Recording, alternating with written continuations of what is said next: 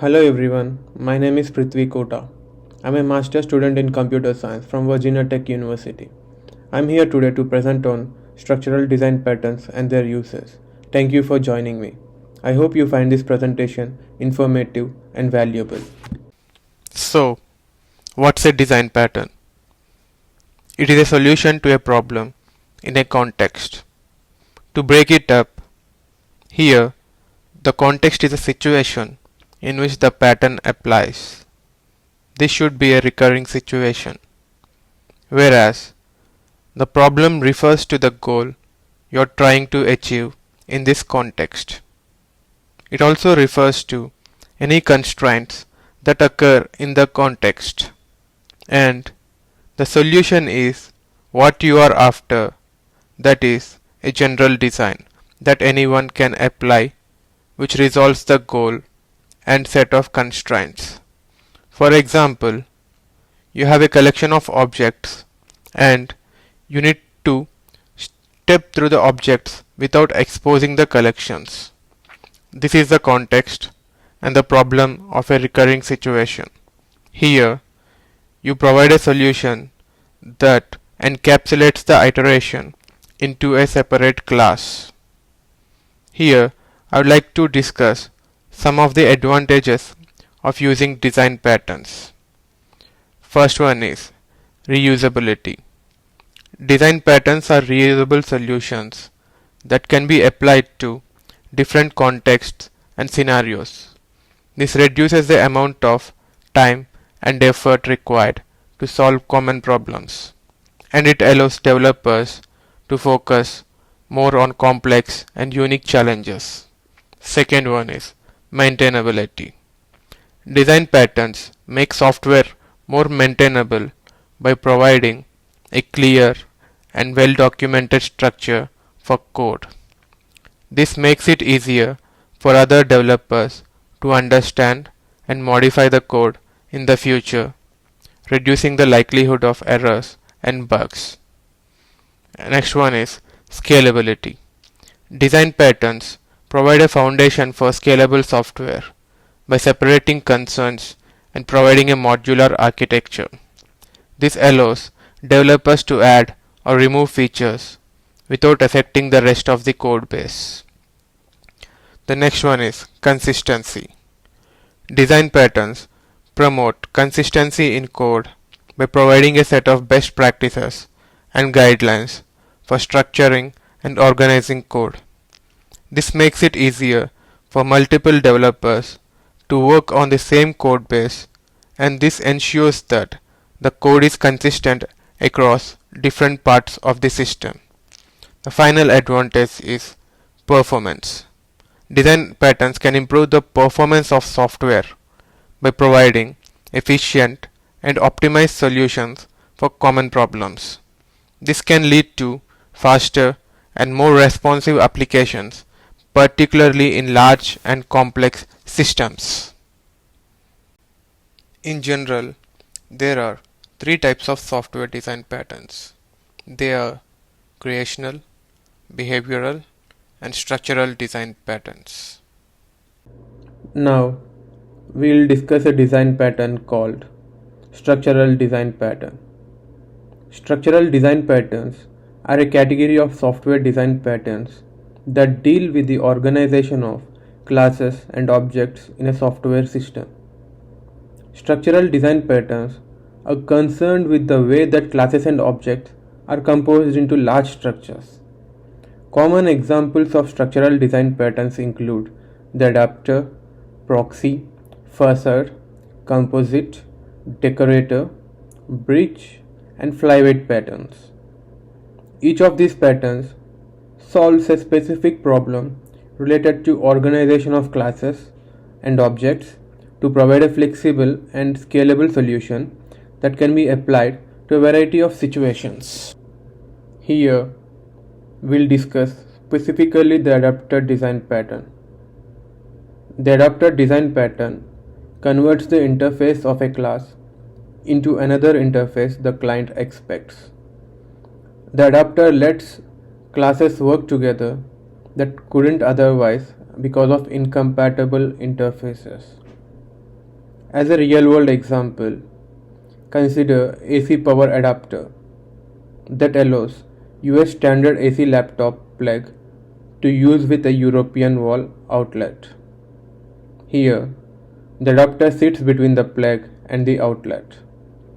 Its job is to adopt the European outlet so that you can plug your laptop into it and receive power. It converts one interface into another. For example, let's consider a duck interface. Our ducks implements this duck interface that allows them to quack and fly. Here, below is a subclass mallard duck that implements this interface. It simply implements the methods quack and fly. When called upon, the mallard duck just prints out what it is doing. Now, consider a new fowl, turkey. This interface allows turkey to gobble but not quack, and fly but only limited to flying short distances. Now, it's time to ponder a little. Let's say you are short of duck objects and you would like to use some turkey objects in their place. How would you do it? I'll give you 10 seconds to think.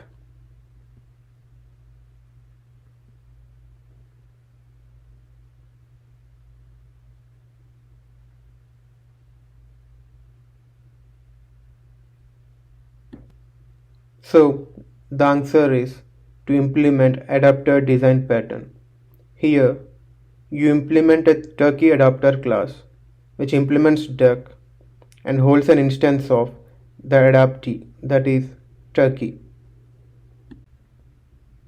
Here is the implementation of the class turkey adapter. First, you need to implement the interface of the type you are adapting to.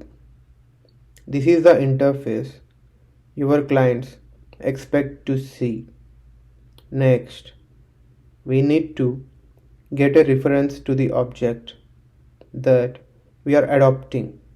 Here, we do that through the constructor. Now, we implement the method quack by translating the duck quack method to the gobble method. Here, the client can call the quack method, but the turkey is in disguise as a duck calls gobble method through quack. Coming to the fly method, even though both interfaces have a fly method, turkeys fly in short spurts. They can't do long distance flying like the ducks do. To map between a duck's fly method and a turkey's, we need to call the turkey's fly method 5 times to make up for it.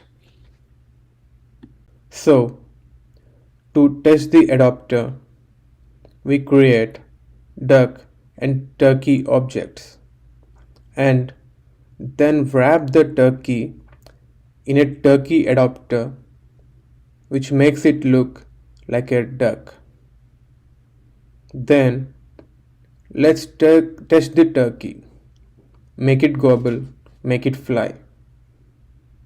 It's gobbling and flying as you can see in the results found after running this code. Now let's test the duck by calling the testDuck method which expects a duck object. The test passes with duck quacking and flying, which can be seen on the right side of this presentation. Now the big test. We try to pass off the turkey as a duck. We can observe that the adapter gobbles when the quack is called and flies a few times when the fly is called. The testDuck method never knows it has a turkey disguised as a duck. So, here's the conclusion. To conclude the adapter pattern, assume the client is implemented against the target interface, which is the duck interface. The client requests the target interface. Here, our turkey adapter implements the target interface duck and holds an instance of the adoptee turkey interface. As we discussed, the client never knows that a turkey is disguised as a duck. I hope you learned the details of the adapter pattern. For any extra information, you can refer to the book Head First Design Patterns by Eric Freeman and Elizabeth Freeman.